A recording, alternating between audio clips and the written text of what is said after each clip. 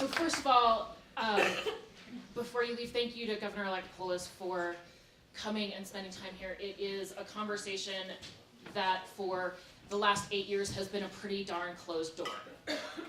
And what I want to say to you today is you all have been in the trenches, and it is high time that impacted citizens like you all have a seat at the table.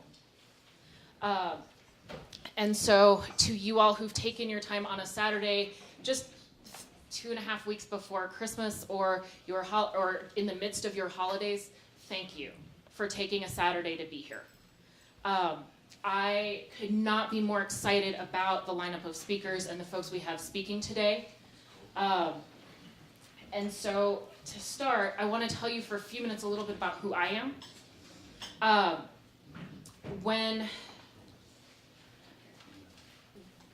When I was 18 years old and just registering to vote and getting excited about it, I never imagined, because I'd always taken for granted, that people have a voice in the system, because we have a democracy in this country, right? And before those of you who are getting skeptical, frustrated, run down, whatever, roll your eyes or take a breath or whatever, that was 15 years ago at this point. And one of the things I came to find as I graduated from college and worked to find a job through the system is that no, in fact, people don't always have a voice in the system. What I can recount to you is that has shaped who I am, that has shaped the fact that I was born. My father is a Vietnamese refugee. And my mother is the daughter of a Midwestern minister. And what does that have to do with oil and gas? Well, folks like Therese, folks like Lowell, folks like Judy, and just about everyone in this room can tell you that for those of us here who are fully committed to and believe in democracy, for me, that, my dad recounts, and it's really hard on a yearly basis, about the 18 members of his immediate family that lost their lives on account of trying to build democracy in South Vietnam. And so as I have worked through my career, have moved around different movements within the progressive umbrella, I started off as a Service Employees International Union healthcare organizer. So it was working with folks who'd been organized around nursing, around janitors for justice, around public employees. It was working with them to make sure, or to work with them to take their voice when it came to healthcare, because at that point we were risking losing Medicaid and Medicare in this country. And moved on to work through some different progressive campaigns and different pieces, and landed in the environmental movement.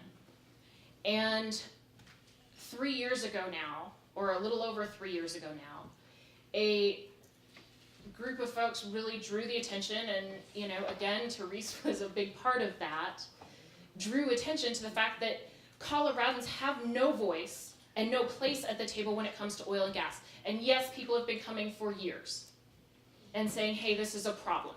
And I want to recognize that work, because this little organization stands on the shoulders of all of those people who went to the COGCC and were scoffed at and were virtually ignored. And there was no way for them to make a public comment or sign up to be a part of the public infrastructure.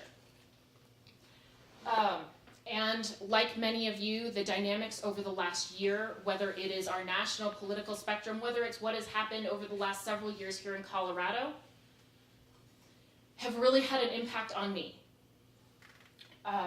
They have made me frustrated, they've made me cry at times, they've made me angry, every emotion that I imagine every one of you in this room has felt when it comes to oil and gas and the dynamics of power and powerlessness.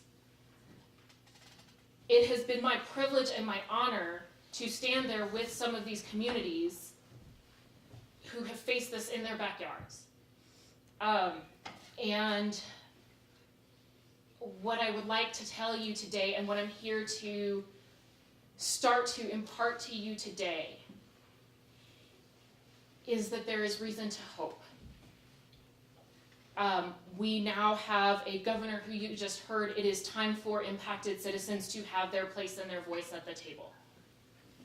It is, and for all of you, I want to say this to you now, it is high past time. At least 8 years past time, if not longer. And so that is why logic. I was talking with, I think it was Neil a few days ago, about seats at the table and how democracy is often about seats at the table. And again, when we started this 3 years ago, again, getting public comments was an outrageous thing to the Colorado Oil and Gas Conservation Commission.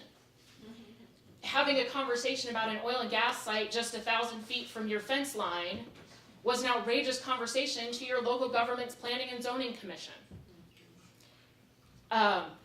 And today, 3 years later, between the impacted citizens who we have worked with to stand up, between organizations like the Sierra Club, like 350 Colorado, like Colorado Rising, that seat at the table has been set, and it is high time.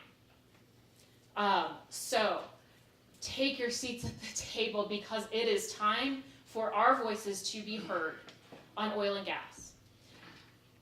I want to venture over for just a second. Thank you. I want to venture over for just a second because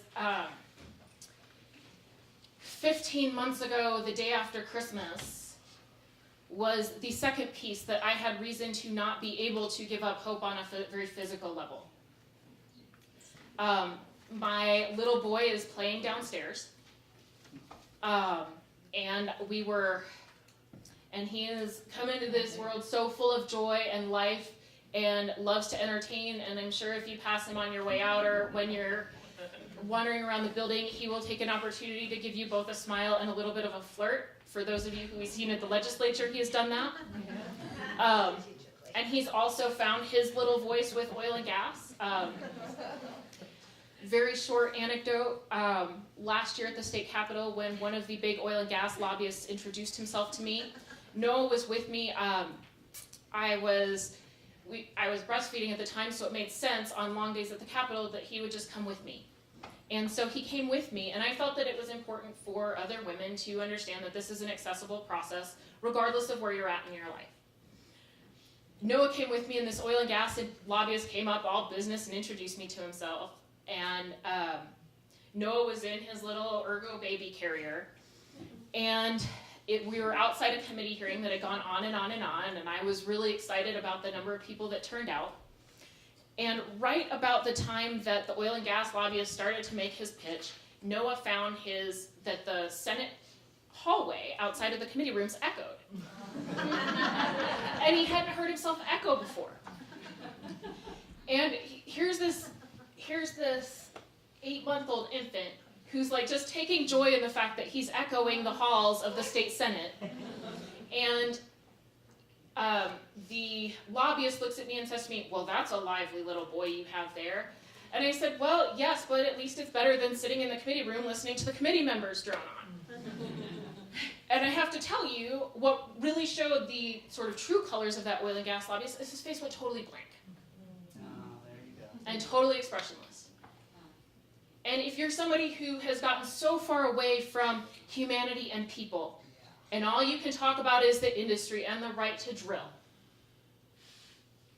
you shouldn't be talking about drilling close to people, because if my little boy or anybody's little boy isn't reason enough to say, wait, health, safety, and welfare are the top priority here,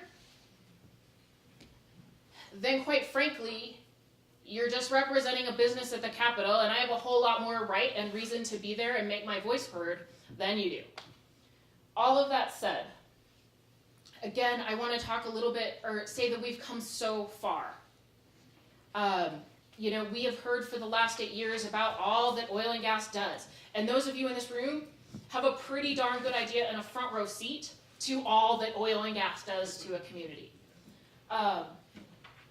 So what Logic is going to spend the next year, the next however long it takes calling for, is if we are going to get to a fully renewable energy future and shut the door on fossil fuels, if we are going to do that, we need a complete paradigm shift when it comes to oil and gas. And somebody who's a communications person later can take me aside and tell me how to talk about that in a better way than talking about a paradigm shift. Because I think everybody except for some of the scientists and academics in the room kind of glaze over when I say the words paradigm shift. And say, what the heck does that mean? It is time for health, safety, and welfare to come first. I see Susan brought her map today. Since this summer, I have seen a couple of numbers that over 11,000 new oil and gas permits have been filed with the COGCC and are currently sitting open.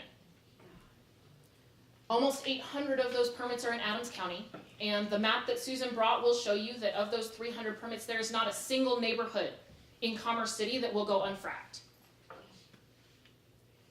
There are, I think it's approximately 200 new well applications in Boulder County that have been filed.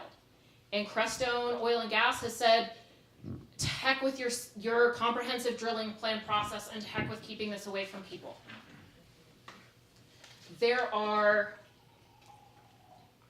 I watched as Crestone Oil and Gas decided to ram through a new site for Erie, where I have moved to with my child and my family because that's what's made sense for us. But Crestone Oil and Gas decided they must have 30 new wells between an airstrip, a row of homes, and across the street, a senior community. It is high time that we take a step back and that our voices get heard at this table in taking a step back. It is unacceptable to throw out health and safety for clauses of economic feasibility. Our next panel will talk about how the science is dealing with and showing levels of risk, whether it's climate change. If climate change is very real, and I think we have seen that very firsthand in this state. I was recently on a drive out to California where they are dealing with it firsthand, and climate change is very real. But why logic in the whole climate change spectrum? Because if we are going to shut the door on oil and gas, we need to build that frame or rebuild that frame so that the door swings so that we can slam it shut. Yes.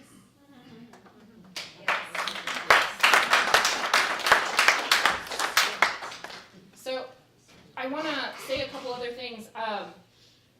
What you're going to hear about today is you're going to hear a group of folks from academic backgrounds and research collecting backgrounds, as well as an impacted citizen who's done more research collecting than anybody I've ever met in my life. And she's got a study for just about everything I bring up. You are going to hear from a group of impacted citizens who have started, pushed the envelope, continued to explore, and the very first group of impacted citizens to actually take the legal framework into their own hands and sue the COGCC. And we are going to hear from them about, citizens' rights to build legislation, to build law, because it is high time that we change this paradigm. You're also going to hear from a group of local elected officials and a couple of state representatives. And they're going to tell you a little bit more about what you all in this room have built. Because what that is, again, there's that seat at the table, and when there's not, you bring your own folding chair. But there's that seat at the table to start making change, and making that change very real. And it takes all of us from all of our approaches to make that change happen now, and make that change come.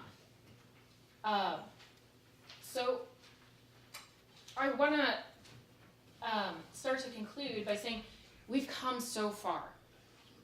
If you look around this room, I think there's a few of you in this room, Leslie, you're one of them,